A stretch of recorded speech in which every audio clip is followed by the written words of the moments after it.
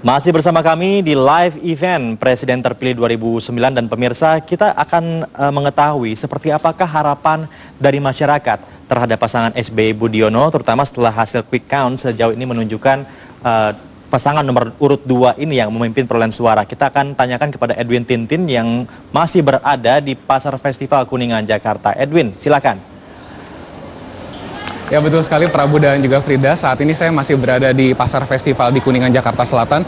Dan kalau sebelumnya tadi kita sudah mendengar pendapat masyarakat tentang Pilpres 2009 ini dari kaum laki-laki dan juga generasi muda, saat ini saya akan lebih memfokuskan pada kaum perempuan. Selamat siang Ibu. Siang. Ya. Ibu apakah kemarin menggunakan hak pilihnya? Oh enggak. Kenapa tuh Ibu? Kebetulan saya lagi ke Jakarta. Ya itu. Oh Ibu dari luar kota ya? Dari luar kota, Kendari. Bukannya itu bisa Ibu, dari putusan MK kita bisa menggunakan hak pilih kita dengan penggunaan KTP, apakah Ibu sudah mencoba hal itu? Udah, tapi rupanya nggak bisa di sini. Setelah kita urus di kelurahan tempat kami di Jakarta, kayaknya nggak bisa, sulit. Jadi masih terkendala administrasi ya Ibu ya? Administrasi, ya. Ibu kalau boleh tahu, apakah Ibu bekerja atau Ibu rumah tangga? Saya kerja sebagai guru. Sudah berapa lama Ibu? Maksudnya? Bekerja menjadi guru? Sudah 25 tahun. Oke. Ibu selama sudah 25 tahun ini menjadi guru, menurut Ibu nasib guru sudah sejahtera belum saat ini? Menurut saya belum. Kenapa Ibu? Karena kalau kita melihat instansi lain itu masih kami guru-guru itu masih jauh lebih rendah kesejahteraan kami dibanding instansi lain. Harapan kedepannya bagaimana? Harapan saya, karena saya sebagai guru, mudah-mudahan presiden yang sudah terpilih sekarang ini lebih memperhatikan kesejahteraan rakyatnya, khususnya kami guru-guru, Pak. Oke. Kalau mengenai harga-harga kebutuhan pokok bagaimana Ibu?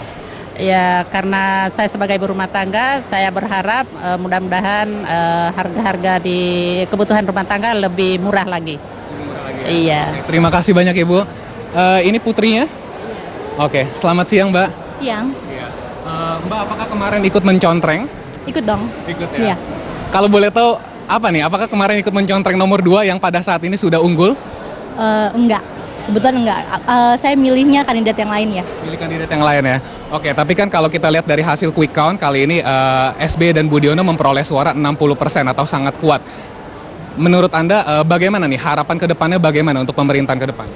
Dengan terpilihnya SBY dan Budiono sebagai presiden dan calon dan wakil presiden Indonesia, harapannya sih saya sebagai generasi muda ya, pendidikan gratis nggak lagi hanya menjadi sekedar wacana, benar-benar bisa diimplementasikan, juga kualitasnya harus lebih ditingkatkan lagi gitu. Jadi kita bisa lebih bersaing dengan bangsa-bangsa lain karena kita kan udah ketinggalan jauh banget ya. Sepertinya seperti itu. Dan juga soal tingkat kemiskinan, kira-kira nanti pemerintahan SBY dan Budiono ke depan mampu nggak sih Mbak mengentaskan kemiskinan? Masalah mampu atau enggak kayaknya hanya waktu yang bisa membuktikan ya. Tapi mudah-mudahan bisa ya. Saya sih berharapnya bisa. Karena ini kan menyangkut seluruh rakyat Indonesia ya. Mbak, ini kalau saya lihat juga Mbak kayaknya barusan dari rumah sakit ya? Oke, nah ini soal kesehatan, ini bagaimana? Apakah biaya kesehatan saat ini sudah cukup terjangkau atau enggak? Menurut pendapat saya sih masih banyak sekali ya hal-hal yang harus dibenahi terkait dengan masalah kesehatan Indonesia.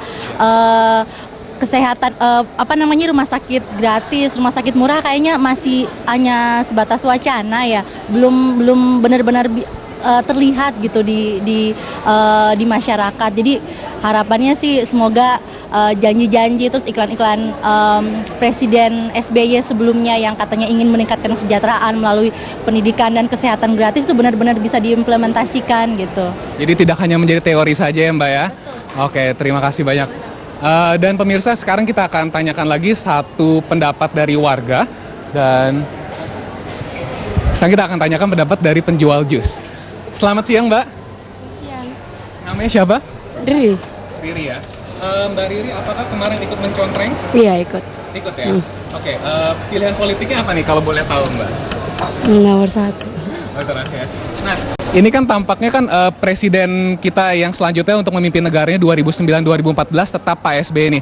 Harapan Mbak Riri bagaimana untuk Pak SBY ke depan?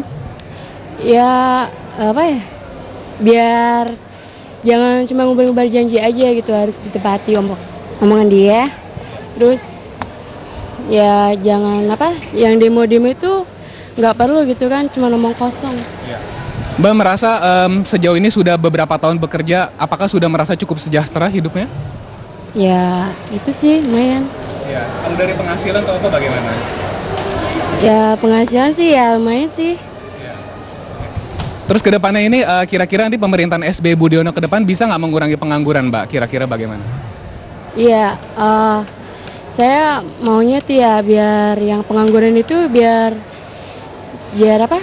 Biar dimudahkan untuk mencari pekerjaan, biar mengurangi pengangguran dan apa yang orang miskin itu biar dibantu gitu. Lapangan pekerjaan lebih banyak lagi ya, Mbak ya. Oke, terima kasih banyak Mbak Riri. Ya. Dan Frida dan juga Prabu, itulah dia representasi dari 3 masyarakat yang kita ambil dari berbagai kalangan, dari kaum laki-laki, kaum perempuan, dan juga kaum generasi muda hingga kaum pekerja. Dan pada dasarnya mereka menginginkan hal yang sama, yakni pemerintahan SBY dan Budiono ke depan, yang tampaknya sudah akan menjadi presiden dan wakil presiden yang terpilih, tidak hanya mengumbar janji-janji saja pada saat kampanye, tapi betul-betul bisa mengimplementasikan apa yang menjadi suara dan juga aspirasi masyarakat. Kembali pada Anda, Frida dan Prabu.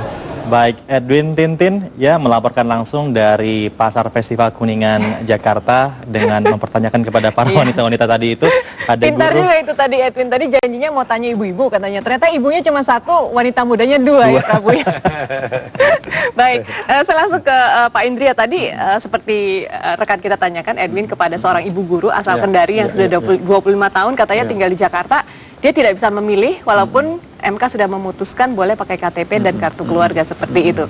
Menurut Anda hal-hal teknis semacam ini kan pastinya disayangkan ya Pak Dan ada seberapa banyak orang yang seperti ibu tadi sebenarnya yang kehilangan kesempatan begitu karena masalah teknis. Saya kira keputusan MK ini baru menyejukkan saja kemarin ketika kedua calon presiden wakil presiden komplain ke Ketua Umum KPU, ya kan?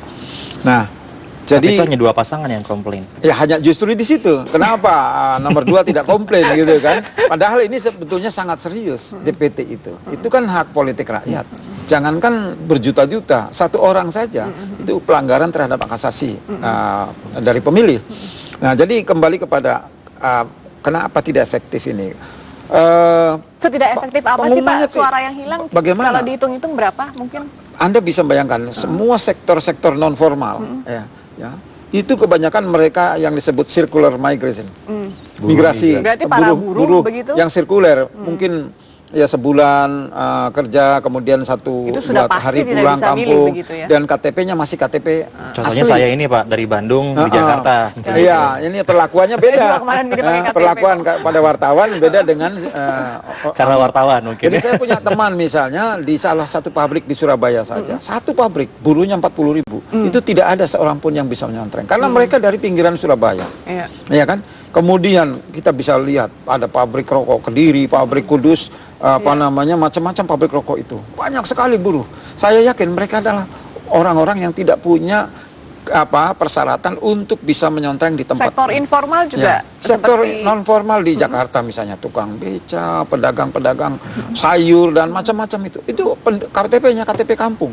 Dan nggak mungkin mereka pulang kampung hanya untuk itu karena biayanya kan mahal. Jadi sebetulnya masih banyak yang tidak bisa memenuhi haknya untuk jadi warga negara. Mas Ikral, seberapa seriuskah permasalahan ini? Bisakah mungkin kalau nanti pada kenyataannya katakanlah bisa dikumpulkan suara mereka yang tidak tersalurkan itu, bisakah itu menggoyangkan posisi SBY Budiono? Yang jelas ya, keputusan MK itu kan keluar hanya 1 hari atau 36 jam sebelum pemilu, ya, pemilu presiden. Nah itu yang kemudian menyebabkan orang juga tidak tidak merasa ada sosialisasi yang bagus, gitu kan. Itu satu. Makanya kalau Anda lihat orang yang menggunakan KTP di dalam pencontrengan kemarin, itu misalnya 1 TPS itu berkisar antara 2 sampai paling tinggi 35. Nah kemudian yang kedua, Karena ada aturan bahwa dia harus bawa kakak, dia harus di tempat tinggalnya, itu kemudian menyebabkan tidak bisa menampung Tapi semuanya. itu semua udah lewat, Mas Ikrar. Kita ambil hikmahnya saja secara singkat dari proses demokrasi yang sudah berjalan selama ini. Hikmah apa yang bisa kita ambil? Yang jelas kalau saya boleh menilai secara jujur ya, yang jelas proses demokratisasi kita itu udah berjalan dengan baik. Yang ingin saya katakan demokrasi proseduralnya itu udah berjalan baik.